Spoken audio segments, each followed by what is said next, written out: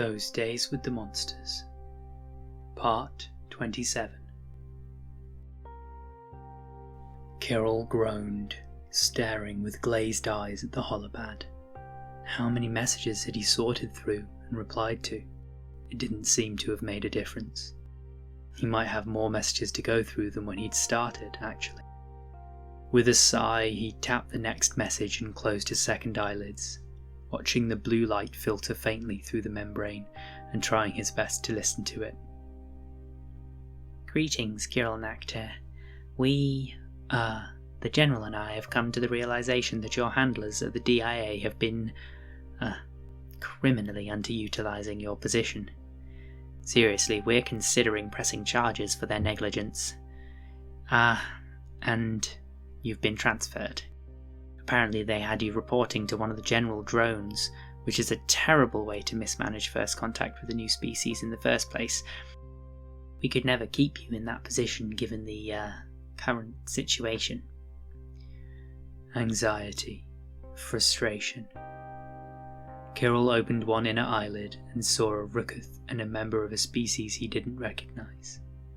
The other sapient in the message was tall, slightly gaunt, and had 3 narrow vertical eyes, with a military uniform and some glittering awards decorating its chest. That must be the General.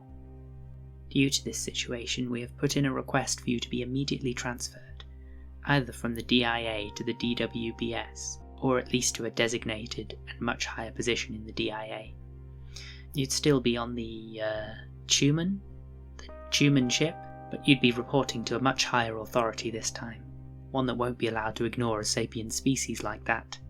The General made a sharp tch, and the Rookuth coughed slightly, moving back a bit from the camera. Yes, General? I'll make this quick. Kirrel Nacter, those Khumans of yours are priceless. Even just the intel they sent out is worth a planet's weight in platinum. They gave us pictures. The whole known universe is in uproar. Whole galaxies are contacting their authorities all at once, demanding answers, demanding to know why they didn't know, why they were never told. No one's giving them an answer because any excuse they have is Zach's shit. We all know why. Everyone was too busy focusing on everything else. The General made a long rattling click that Kirrel's translator interpreted as a sigh. I've seen the pictures. I've scanned them furiously. I've lost more sleep in the past 5 light cycles than I did in all of basic training. The General's head and arms waved slightly. Distress. But that's not the point. You need to tell your Khumans to wait, and fast. That evacuation planet is on the edge of your Khuman space, right?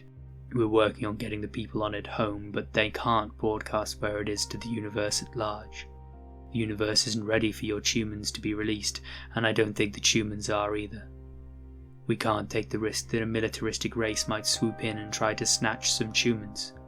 It's too dangerous for both of us. You have to tell them to wait. Please report back to this specific address immediately afterward and tell us what they said. Exactly. Don't leave a damn thing out. General Corbis, signing out. The screen became a soft blue. Kirrel felt his talons trembling. General Corbis. The General Corbis. He had to hurry. If General Corbis was getting involved, this was serious. Kirrel burst out of his quarters and onto the bridge, breathing hard. A very brief flash of colour, red and white and green, was visible for an instant, before the captain hit a button and it vanished. "What's the matter, Squishy?" he asked quietly. Captain, did you? Kirrel gasped for a moment, trying to get his breath. Apparently he hadn't gotten all his strength back yet. If it hadn't been urgent, he would have been annoyed by his weakness. How many organizations did you tell? Tell what? You've got to be more specific. We're rescuers. How many did you tell? Let's see. We told your department, another department that reached out to us. I think it was the Department for Wars Between Species. The AWP, because we wanted to borrow their transport ships. I think that's all. Why? I received a message about it. You can't tell anyone else. They won't leave it alone. Not just rescue, but the rest of the Khumans too. At least, that's what the general said. The captain raised his eyebrows. The general?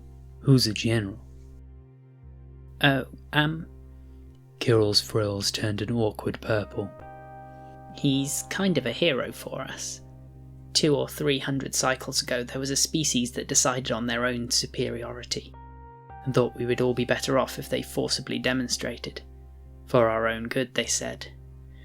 This pilot from nowhere, Corbis, became captain of a ship, then commander of a fleet. He's enough of a hero that they went and begged Syria 9 to extend his lifespan. That doesn't happen often. Kirrel's frills pulsed yellow with a hint of purple. Please, Captain. He told me to report back what you said, and I've never seen him before. I mean, please let me give him a good report. He found himself fidgeting with the claws on his other hand. It's General Corbis. The captain let out a quiet sound of amusement, his mouth curving a bit without showing teeth. I guess we can give him some time.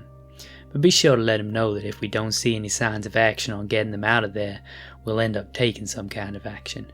Not sure what yet, but, well, you and he both know we don't just sit around. Kirrel nodded, his frills bright yellow. Thank you, Captain. The yellow deepened as he realised that now he, a cargo jockey barely more noticeable than the hovercart he pushed, was about to report to General Corbis. Oh, stars help me. He hadn't been professional in a long time. Was it before he'd gotten sick on the Khumans station, or after? He couldn't remember anymore. Hopefully he remembered enough to get him through this without embarrassing himself in front of the General. Thank you for listening to Those Days with the Monsters, Part 27. Read by me, A Good Bean.